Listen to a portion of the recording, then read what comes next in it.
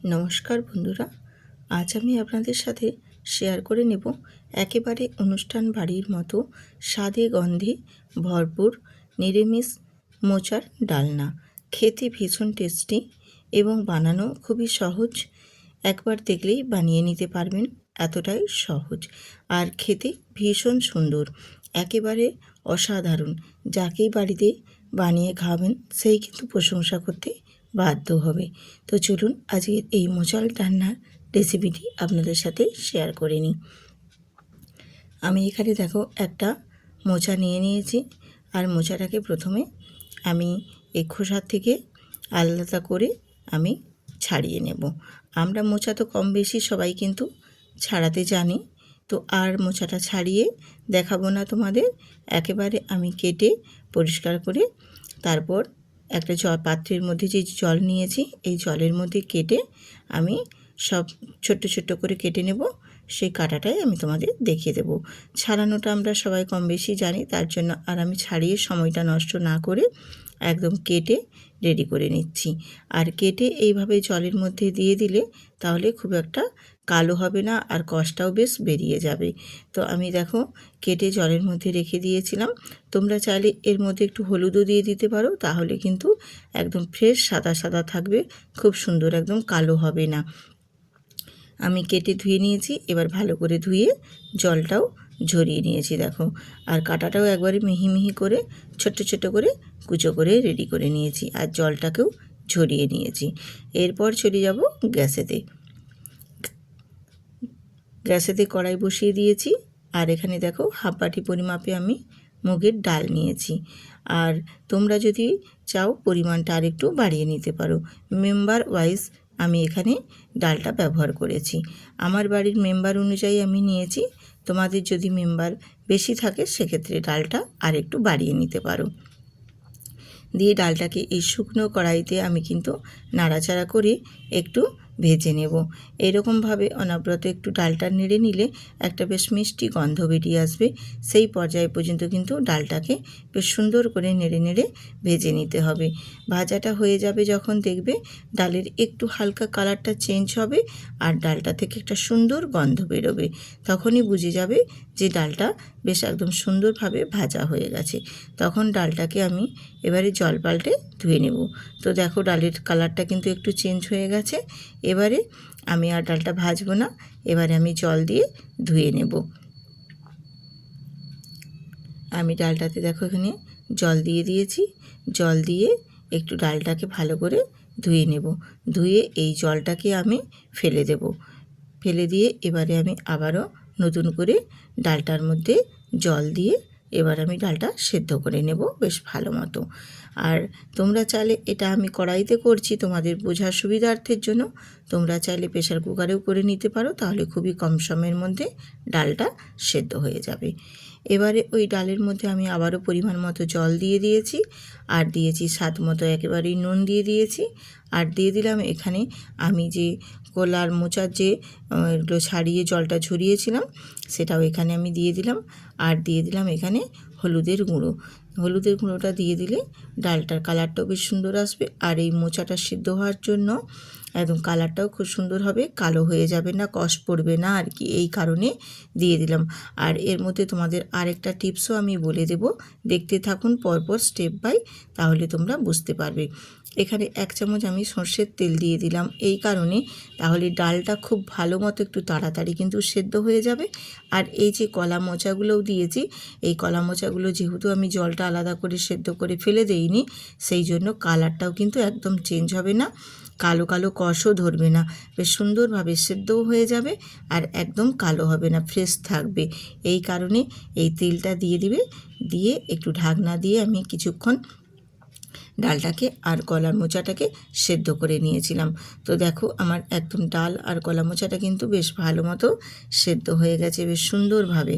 এরপর আমি এই ডালটাকে একটা হ্যান্ডউইচ দিয়ে একটু ঘুরিয়ে দেব। তোমাদের হাতের সামনে যদি ডাল কাঁটা থাকে তাহলে ডাল কাঁটা দিয়েও ঘুরিয়ে নিতে পারো। আমি রূপা ব্লগস উইথ রূপা চ্যানেলে আপনাদের সবাইকে স্বাগত জানিয়ে আজকে রেসিপি শুরু করে দিয়েছি। রেসিপি যদি ভালো লেগে থাকে অবশ্যই কিন্তু ভিডিওটিতে একটি লাইক দিয়ে সুন্দর করে একটি কমেন্ট করে দেবেন। আমি হ্যান্ড উইচ দিয়ে দেখুন ভালো করে ডালটাকে একটু ঘুরিয়ে ঘাঁটা ঘাঁটা করে দিয়েছি। যেহেতু ডালটা সেদ্ধ হয়ে গেছে, এইভাবে একটু হ্যান্ড উইচ দিয়ে ঘুরিয়ে দিলে ডালটা কিন্তু বেশ একটু ঘাঁটা ঘাঁটা ভাব হয়ে যায়, আর তখন কিন্তু গোটা গোটা থাকে না। যেহেতু কড়াইয়ের মধ্যে করেছি, প্রেসারের মধ্যে করলে তাহলে কিন্তু আর ওটা অন্য থাকবে না, একদম বেশ সুন্দরভাবে ডালটা সেদ্ধ হয়ে যাবে। ডালটা সেদ্ধ হয়ে গেছে, নামিয়ে নিয়ে আবারও কড়াইটা ধুয়ে ভালো করে পরিষ্কার করে আমি দিয়ে দিয়েছি আবারও 1 চামচ তেল। আর ওই তেলের মধ্যেই একটা শুকনো লঙ্কা, তেজপাতা আর 5 ফোড়ন ফোড়নে দিয়ে দিয়েছি। আর ফোড়নটা একটু ভাজা হয়ে আসলে ওর মধ্যে আমি অ্যাড করে দেবো একটা কারিয়া পাতার পুরো পাতাটাই আমি এখানে ব্যবহার করব। আর এটা কিন্তু আমার একদম গাছের ফ্রেশ কারিয়া পাতা, এর স্বাদটা কিন্তু আরও সুন্দর হবে। কারিয়া পাতাটাও আমি ওই তেলের মধ্যে দিয়ে ফোড়নের সাথে একটু ভাজা ভাজা করে নেব। এরকমভাবে একটু ফোড়নটাই ভাজা ভাজা করে নিলে কারিয়া পাতার ফ্লেভারটাও ভীষণ সুন্দর আসে। আর এর মধ্যেই আমি এখানে অল্প সামান্য একটু কাশ্মীরি লঙ্কার গুঁড়ো দেব, আর সামান্য একটু হলুদের গুঁড়োও দেব, যাতে করে এই কালারটা বেশ সুন্দর আসে। আমি তো আগেই হলুদ দিয়ে সেদ্ধ করেছি, তার জন্য সামান্য অল্প একটু এখানে দিলাম। আর এখানে 1 চামচ আমি আদা বাটা দিয়েছি। আদা বাটাটাও এই তেলের মধ্যে দিয়ে একটু ভালো করে কষিয়ে নেব, তাহলে এই ডালটার স্বাদটা ভীষণ সুন্দর হবে, একেবারে অনুষ্ঠান বাড়ির মতো খেতে লাগবে। এত সুন্দর টেস্ট হবে, কেউ বুঝতেই পারবে না এটা বাড়িতে বানানো হয়েছে। আমি স্টেপ বাই স্টেপ যেভাবে বানাচ্ছি তোমরা ফলো করো, একই রকমভাবে বাড়িতে বানিয়ে দেখবে, একদম খেতে অপূর্ব লাগবে, একদম অনুষ্ঠান বাড়ির মতো লাগছে, কথা দিচ্ছি দেখবে তোমাদের একবার হলেও বানাবে। এরপর আমি এখানে একটা টমেটো আর কাঁচা লঙ্কা দিয়ে একটু নাড়াচাড়া করে নিয়ে আমি এবার সেদ্ধ করে রাখা ডালটা এখানে অ্যাড করে দিলাম। ডালটা দিয়ে আবার একটু নাড়াচাড়া করে মশলার সাথে মিশিয়ে নেব। আর আদাটা একটু কষিয়ে নিলে কি হয়, আদার কাঁচা গন্ধটাও চলে যায়, বেশ ভালো লাগে। আর যেহেতু এটা নিরামিষ মুগের ডালের ডালনা করছি, মোচার ডালনা, সেক্ষেত্রে এখানে একটু চিনি কিন্তু মাস্ট ব্যবহার করতে হবে, তাহলে স্বাদটা আরও বাড়িয়ে তুলবে, খেতেও বেশ সুন্দর লাগবে আর ফ্লেভারটাও ভীষণ সুন্দর আসবে। মিষ্টি কিন্তু একটুও হবে না, অপূর্ব একটা স্বাদ নিয়ে আসবে। একটু চিনি দিয়ে আবারও একটু নাড়াচাড়া করে একটু ফুটিয়ে নেব। যেহেতু এখানে ফোড়নের মধ্যে আমি ডালটা দিয়েছি, একটু ফুটিয়ে নিলে এর স্বাদটাও বেশ ভালো লাগবে, আর একটু ডালটা একটু আরও একটু গাঢ় গাঢ় ভাব হয়ে যাবে। বেশ একদম গাঢ় গাঢ় ভাব হয়ে গেছে, দেখো বেশ সুন্দরভাবে ডালটা আমার একদম রেডি হয়ে গেছে। আর টমেটোগুলো একটু আধো আধো মানে গোটা গোটা থাকবে, খেতে বেশ ভালো লাগবে।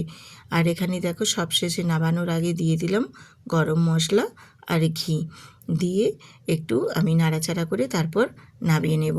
এই সবশেষে ঘি আর গরম মশলা দিয়ে নামিয়ে নিলে এই ডালের স্বাদটা একেবারে অন্যরকম হয়ে যাবে।